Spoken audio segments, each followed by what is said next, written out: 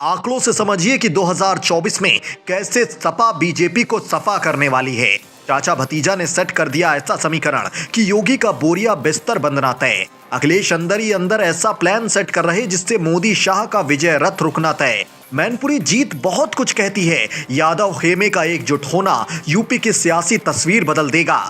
UP का एक बड़ा वोट बैंक जो अकेले दम पर सूबे की सियासी तस्वीर बदलने का मादा रखता है, वो यादव कुनबा फिर एकजुट है। जब से चाचा और भतीजा एक साथ आए हैं, सपा की मजबूती और ताकत भाजपा को दोबारा तगड़ी टक्कर देने लगी है। और यकीन मानिए, अखिलेश इन चुनावों में अपने पिता का सपना 100% साकार करने जा रहे हैं। जिस तरह से मैनपुरी में समाजवादी पार्टी ने एक बड़ा हाथ मारते हुए जीत दर्ज करवाई, लगता है इस बार मुख्यमंत्री योगी को सोचना होगा कि किससे पंगा ले लिया। 2024 के जीत का बिगुल जो शाह और मोदी ने फूका है, वो इतनी आसानी से पूरा नहीं होने वाला। इस बार जीत का रास्ता उत्तर प्रदेश में ही रुक जाएगा, क्योंकि अखिलेश और चाचा शिवपाल मिलकर अपने सैनिकों को तैयार करने में लगे हैं। भतीजे अखिलेश ने चाचा शिवपाल का साथ पाते ही बीजेपी को मात देने का तगड़ा इंतजाम बिठा लिया है। जहां एक तरफ 2024 में बीजेपी प्रदेश की सभी 80 लोकसभा सीटों पर जीत दर्ज करने का पेंच लगा रही है, वहीं यादव परिवार भी बीजेपी से सीट वापस पाने में लगा है। मैनपुरी उपचुनाव में जीतने के बाद अखिलेश काफी जोश में दिख रहे हैं और उनका फोकस उन आधा दर्जन लोकसभा सीटों पर है जहां कभी मुलायम परिवार का साम्राज्य था, लेकिन अभी योगी का राज चलने लगा है। यूपी में फिरोजाबाद, एटा, मैनपुरी, इटावा, कन्नौज, बदायूं, आजमगढ़ जैसी लोकसभा सीटों से मुलायम सिंह यादव के परिवार या फिर उनके करीबी रिश्तेदार सांसद चुने जाते रहे हैं।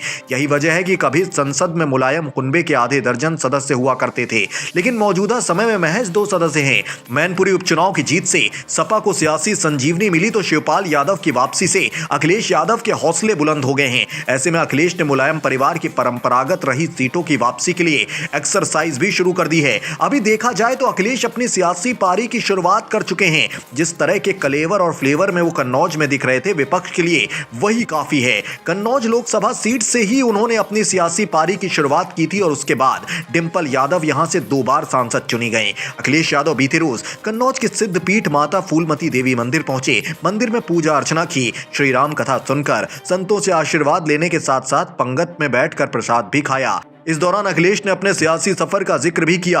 कन्नौज से चुनाव लड़ने पर अखिलेश ने कहा, बीजेपी को लाखों मतों से हराऊंगा। मैनपुरी उपचुनाव के वक्त ही अखिलेश यादव ने संकेत दिया था कि 2024 में वो कन्नौज से चुनाव लड़ेंगे। इस दौरान उनका 1 महीने में कन्नौज का तीसरा दौरा था। वो कन्नौज के हर छोटे बड़े कार्यक्रम में हिस्सा ले रहे हैं और लोगों से घुल मिल रहे हैं। इतना ही नहीं, हर मुद्दे पर बीजेपी को घेर भी रहे हैं। जिस तरह से अखिलेश अपने पुराने नेताओं को सक्रिय करने में लगे हैं, उनकी ये तैयारी देखकर ये लग रहा है कि इस बार योगी सरकार को जीत के लिए भारी मशक्कत करनी पड़ेगी।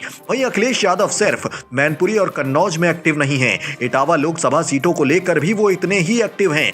हर सप्ताह इटावा और मैनपुरी के लोगों से सीधे बातचीत कर रहे हैं। क्रिसमस पर मैनपुरी में शामिल हुए थे, तो उसी तरह इटावा के अलग अलग इलाके के लोगों के साथ मुलाकात कर रहे हैं। नेताजी के जाने से सहानुभूति इस बार के उपचुनाव में ऐसी मिली कि सारे रिकॉर्ड टूट गए। इसी वोट बैंक को सहेज कर रखा जाए तो 2024 का किला भेदा जा सकता है। इटावा हमेशा से ही सपा का गढ़ रहा है, लेकिन 2024 की मोदी लहर में सपा के हाथ से सीट जा चुकी है। अब अखिलेश फिर से इटावा की सीट को हासिल करने में जुटे हैं। सपा की हार का जिम्मेदार कहीं ना कहीं मुलायम परिवार में फूट भी थी, जिसके चलते सपा को हार का सामना करना पड़ा था। वो कहते हैं ना कि फूट डालो शासन करो, इसी का फायदा बीजेपी को मिल गया था। शायद यही वजह है कि जो अखिलेश और शिवपाल एक बार फिर अब साथ आ गए हैं। सपा का गढ़ माने जाने वाले अधिकतर क्षेत्रों में बीजेपी ने अपना कब्जा जमाया था। शिवपाल के साथ नहीं होने से सपा को इसी इलाके में भारी नुकसान उठाना पड़ा था, क्योंकि इस क्षेत्र में शिवपाल की पकड़ काफी मजबूत है। शिवपाल को अपने खेमे में लाने के बाद यादव बेल्ट को मजबूत करने में जुटे हैं अखिलेश। उधर एटा और फिरोजाबाद दोनों पर सपा का अपना वर्चस्व रहा है। अब जब पूरा परिवार साथ आ गया है तो यादव वोट में किसी तरह के बिखराव का कोई सवाल नहीं है। यादव लैंड में मुलायम और शिवपाल की अपनी मजबूत पकड़ मानी जाती है, इसलिए अखिलेश ने एटा लोकसभा सीट की जिम्मेदारी चाचा शिवपाल के कंधों पर डाल दी है। फिरोजाबाद सीट पर 2019 में राम गोपाल यादव के बेटे अक्षय प्रताप को हार का सामना करना पड़ा था, लेकिन इस बार उनके भाई अखिलेश ने अपने लोगों पर भरोसा जताते हुए साइकिल पर उन्हें सवार कर दिया और भाई पर भरोसा करते हुए 2024 के समीकरणों को दुरुस्त करने में लग गए। अब आपको बदायूं और आजमगढ़ की तरफ ले चलते हैं।